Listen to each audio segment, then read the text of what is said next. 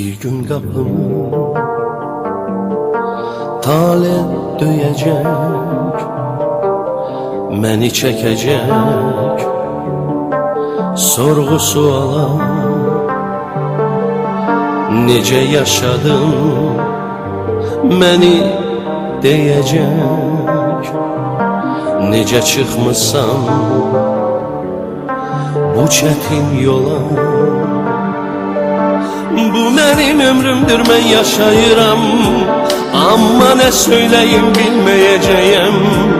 Tanrı yazısıdır, mən hələ varam. Sevirəm, həyatı sevirəm, ötən günlərimin hər saatını acı xatirəyə verməyəcəyəm. Özüm tək yaşadım öz həyatımı, bu mənəm.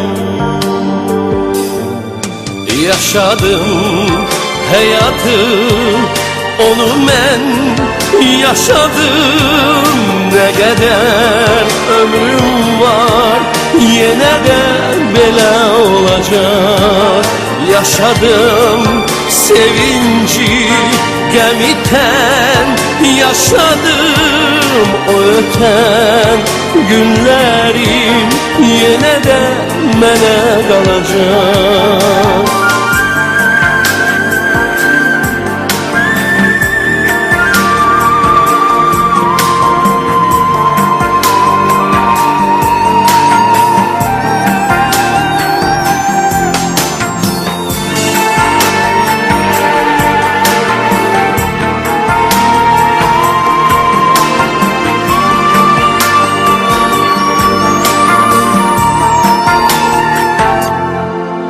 Ömür yoluma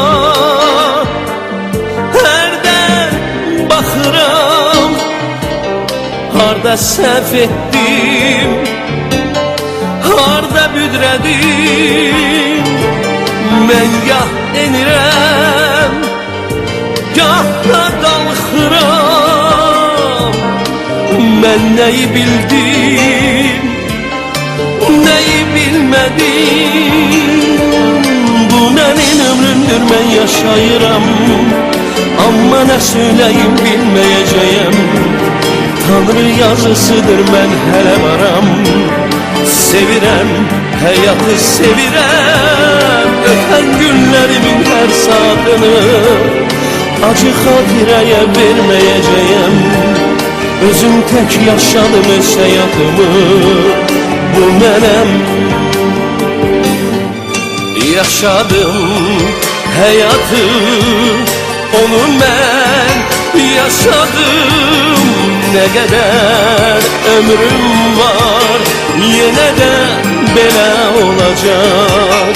Yaşadım sevinci, qəmitən yaşadım. O ötən günlərim yenə də mənə qalacaq.